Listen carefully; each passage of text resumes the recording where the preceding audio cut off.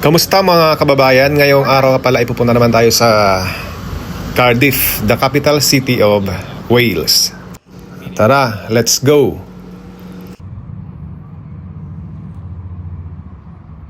So ngayon ay maglalakad muna tayo papunta sa train station. Noong nakaraan, bali nagbus tayo papuntang Gloucester. Ngayon naman ay sasakay tayo o sumakay kami ng train papunta sa Cardiff. At ito yung mga sceneries na makikita mo habang bumabiyahe ka papunta sa Cardiff. So nandito na tayo ngayon sa Abergavenny Station, and almost 1 hour from Hereford to Cardiff. And finally, nandito na tayo sa Cardiff, the capital city of Wales. Ang United Kingdom pala ay binubuo ng 4 na bansa. Ang England, ang Scotland, Wales at ang Northern Ireland. Ang Hereford, kung saan kami nakatira o nanggaling, ay isa siya sa cities ng England, na ang capital city naman ay London. So ang capital city ng Wales ay Cardiff, at dito tayo ngayon mamamasyal. Ang ginagamit na lengguwahe dito sa Wales ay tinatawag nilang Welsh. Ito ay opisyal na wika sa Wales na may pantay na katayuan sa English sa mga pampublikong serbisyo at palatandaan. Ito ay kabilang sa Brythonic subgroup ng mga wikang Celtic na nagmula sa mga tribong Celtic sa Britanya noong ika-6 na siglo. Bagamat nagkaroon ng pagbaba sa bilang ng mga nagsasalita sa mga nakaraang dekada, ang Welsh ay isang buhay at umuunlad na wika na itinuturo sa lahat ng paaralan sa Wales. Ang kasaysayan naman ng Wales ay nagsimula noong panahong Bakal or Iron Age sa pamamagitan ng mga tribong Celtic na sinundan ng pananakop ng mga Romano. Matagumpay na naitaboy ang mga Welsh, Celts, ang mga Anglo-Saxon noong ika-19 na siglo. Ito ay naging sentro ng pagmimina ng carbon na kalaunan ay naging bahagi ng United Kingdom. Noong panahon ng Celtic at Romano, 800 BC hanggang 400 AD, ang Wales ay hinati sa 4 na pangunahing tribo. Nang sakupin ng mga Romano ang Britanya, sinakop din nila ang bahaging ito na nagdala ng mga pagbabago sa pamumuhay at kultura.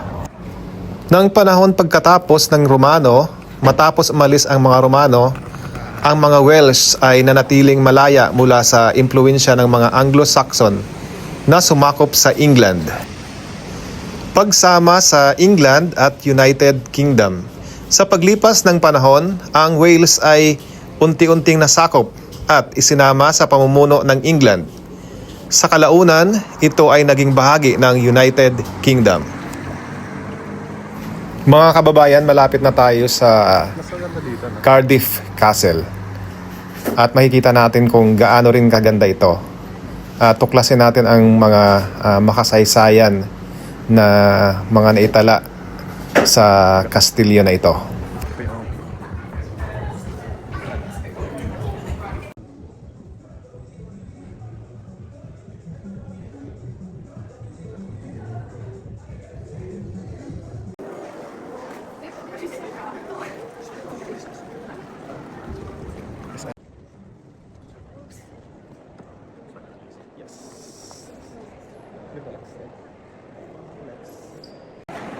Kagiwa.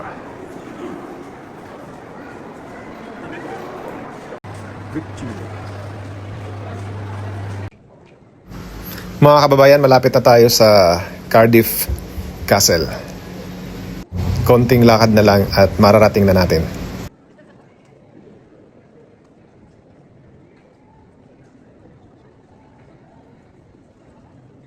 And finally, narating na natin ang Cardiff Castle. Natatanaw na natin.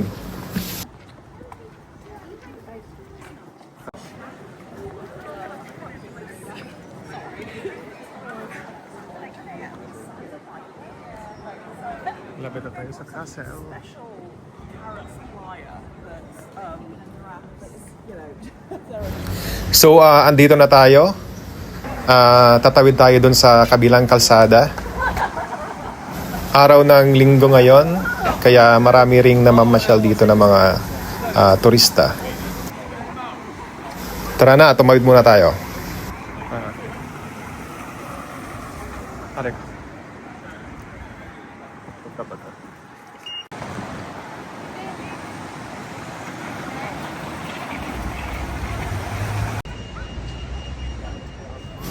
So, ito yung pinaka-entrance ng Cardiff Castle. Papasok na tayo.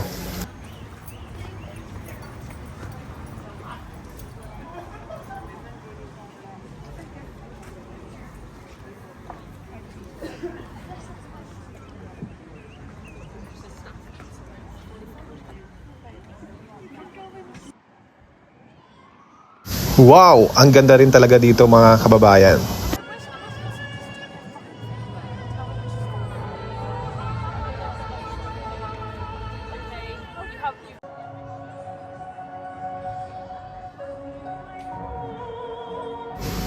Ang Cardiff Castle sa Wales ay may halos 2,000 taong kasaysayan na nagsimula bilang isang Roman fort noong AD 50. Ito ay naging Norman stronghold noong ika-11 siglo. Sumailalim sa mga labanan sa gitnang panahon at naging isang marangyang Victorian Gothic revival.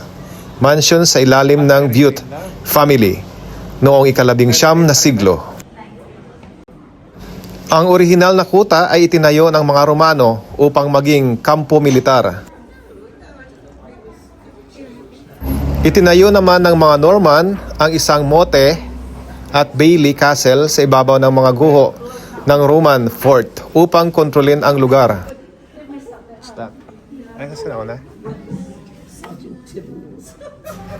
Sa kalagitnaan naman ng panahon, 12th to 15th century, ang Kastilyo ay naging sentro ng kapangyarihan, ngunit madalas na inaatake sa mga labanan sa pagitan ng mga Norman at Welsh.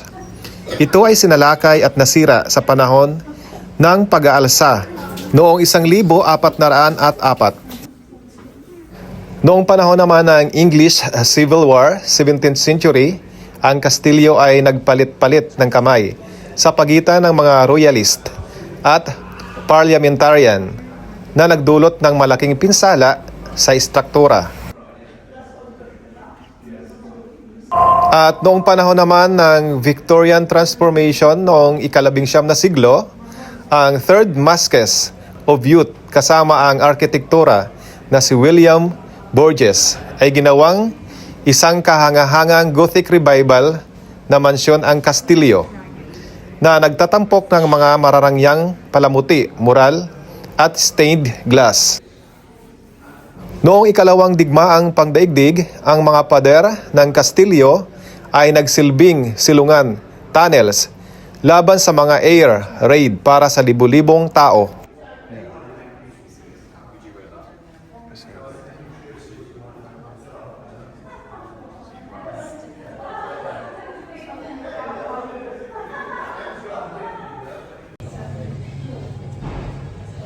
Ngayon, ang Cardiff Castle ay isang sikat na pasyalan na nagpapakita ng pinagsama-samang kasaysayan ng mga Romano, Norman at Victorian.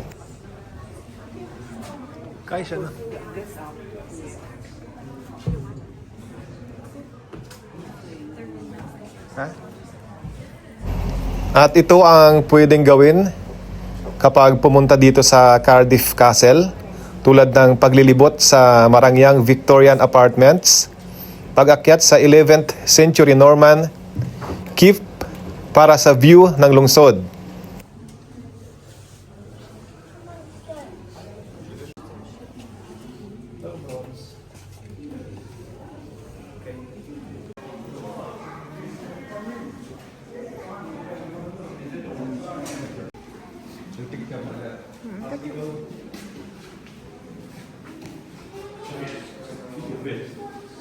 At pagtuklas sa Roman walls at WW2 Wartime Shelters. Pwede ring bisitahin ang Firing Line Military Museum, maglakad sa Castle Grounds o magkape habang tinitingnan ang kastilyo.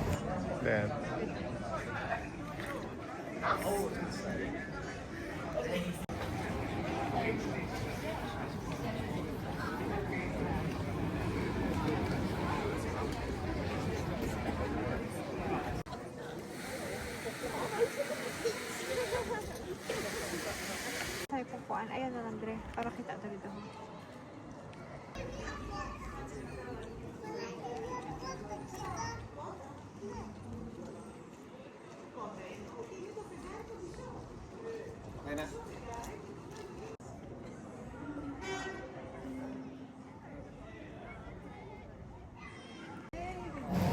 Pwede ring pasyalan ang mga palapag ng kastilyo, kabilang ang Clock Tower, at panoorin ang Black Tower Tales.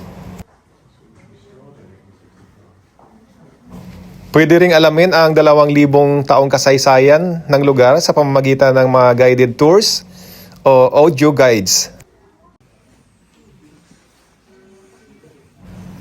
Para naman sa pamilya, pwedeng mag-enjoy sa mga event tulad ng medieval reenactments, open air concerts, at cinema nights. Ang pagbisita sa public square grounds ay libre, ngunit may bayad ang pagpasok sa mismong kastilyo.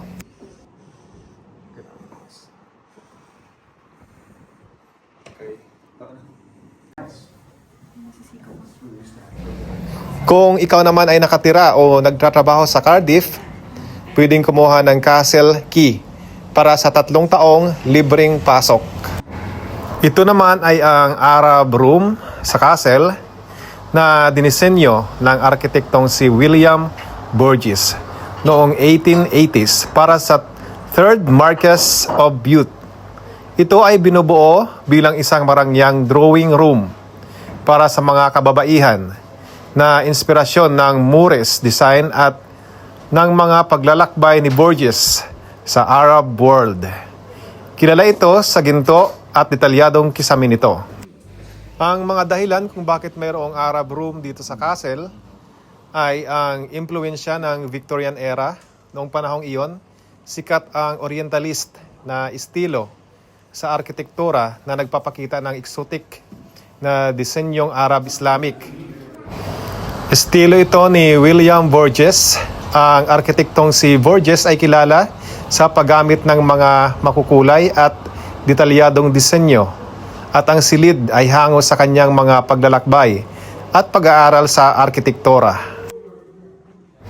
Ang silid na ito sa loob ng Herbert Tower ay itinuturing na isa sa mga pinakamagandang halimbawa ng marangyang Victorian interior design. Ang nakikita nyo ay ang mga Welsh na kung saan ipinagdiriwang nila ang St. David's Day. Tuwing Marso 1 ay ang pagpaparangal sa patron saint ng Wales. Si St. David, ito ay isang makasaysayang pagdiriwang ng kulturang Welsh, pagkakakilanlan at tradisyon, kung saan nagtatapos ang tradisyonal na ito sa isang parada. Namatay si St. David noong Marso 1, 589 AD at kinilala bilang santo dahil sa kanyang mga himala at buhay na nakatalaga sa paglilingkod. Ito rin ay araw ng pagmamalaki sa pagka-Welsh, kung saan nagsusuot ng daffodil o leek ang mga tao, nagtatanghal ng musika at nagkakaroon ng mga parada.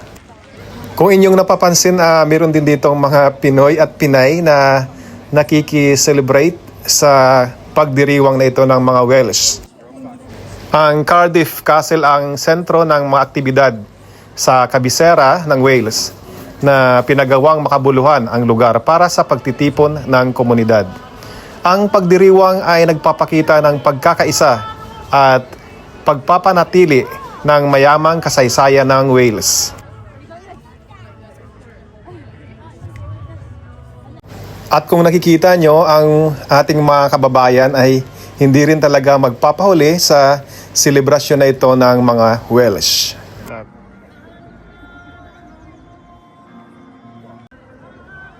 Picture na ba ka?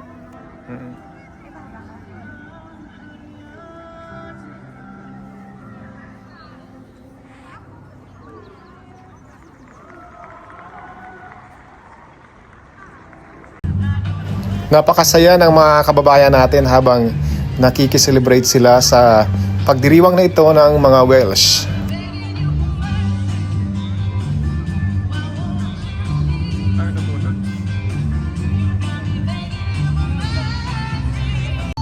Kung napapansin nyo, ang castle ay napapaligiran ng mga bulaklak na kung tawagin ay daffodils. Ang kulay ng bulaklak nito ay dilaw. Tara mga kababayan at umakyat na tayo. Mga kababayan, yung bulaklak na nakikita nyo sa gilid, ayan yung bulaklak na kung tawagin ay daffodils. Ang daffodils ay mga dilaw o puting bulaklak na sumisimbolo sa tagsibol, bagong simula at pag-asa. Kilala ang mga ito sa kanilang hugis trumpeta at maagang pamumulaklak na nagpapahayag ng pagtatapos ng taglamig. Ang mga ito ay madalas na iniuugnay sa kagalakan, pag-ibig at muling pagkabuhay. So, nandito na tayo ngayon sa taas mga kababayan at napakaganda ng sceneries at napakalamig din. Medyo nahingal kami ng konti pero sulit naman yung pag-akyat namin dito. At aakyatin pa natin yung pinakatuktok nito. Itong Cardiff Castle ay dinadayo talaga ng mga turista. At nakasalubong din na kami dito ng mga Pinay at Pinoy.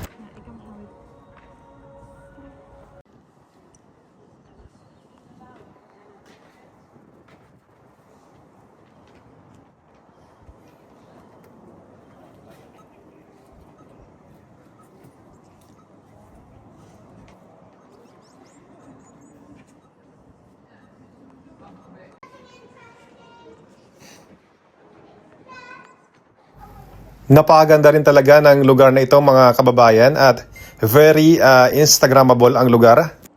Kaya sinulit na namin ang pagkakataon para mag-picture dito.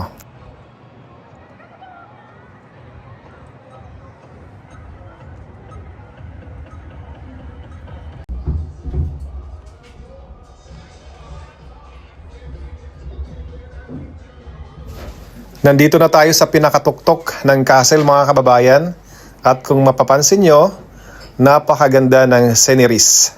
Makikita mo ang buong syudad ng Cardiff at napakalamig din dito sa pinakatuktok mga kababayan.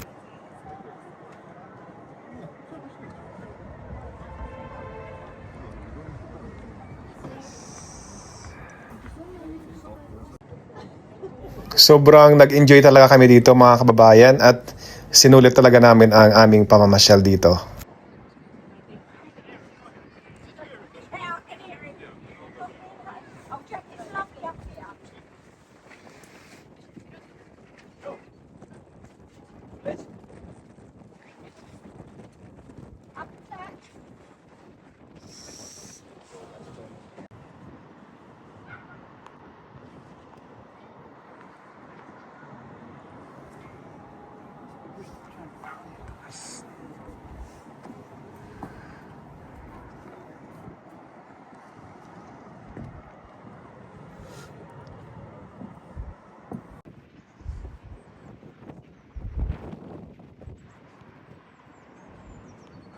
Hindi ko kaayo kay kita ang ano ang start.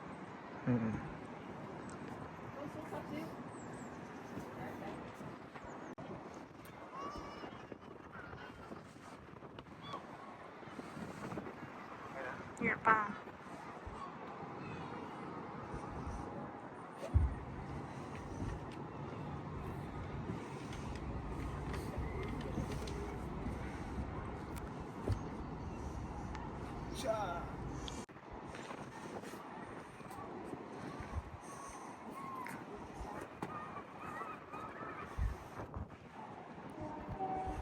Alam ko na dito mo ako.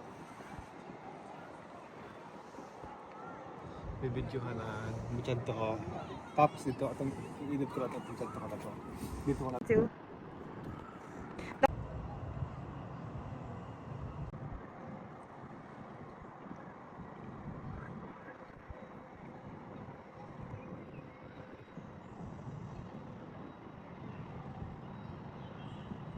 Nag-enjoy ba kayo mga kababayan sa pinakatuktok ng castle?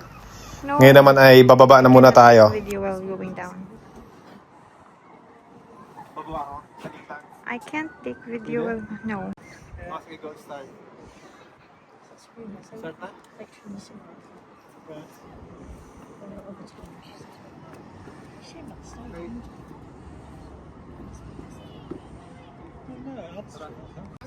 Ay, isa mo ako, lab. Isa mo, tangkat ako.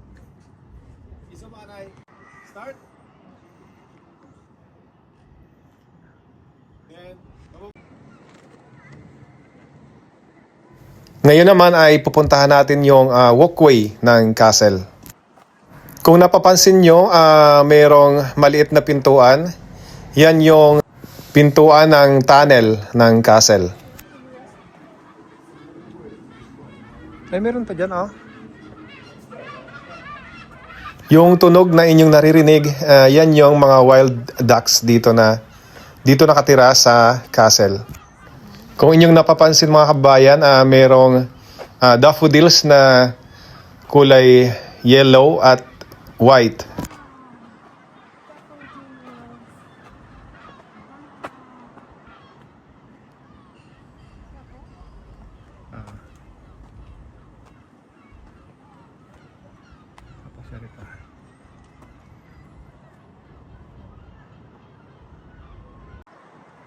Dragon ang simbolo ng bandila ng Wales dahil ito ay kumakatawan sa libu-libong taong kasaysayan, kultura at katatagan. Ito rin ay sumisimbolo sa lakas kapangyarihan at ang pakikibaka ng mga Welsh para sa kanilang kalayaan.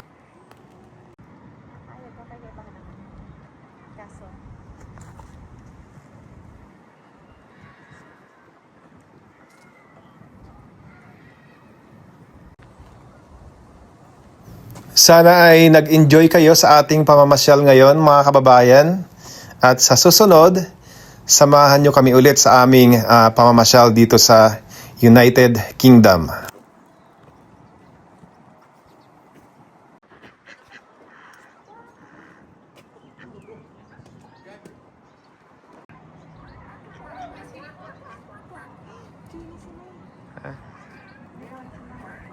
Oh, doon sila. What are they doing up there?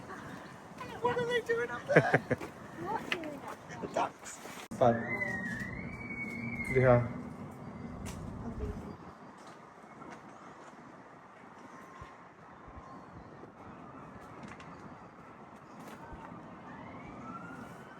Shit.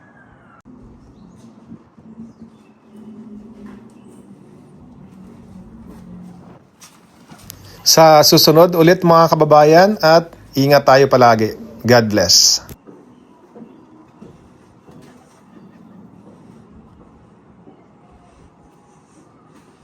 Why did you... Live, sir.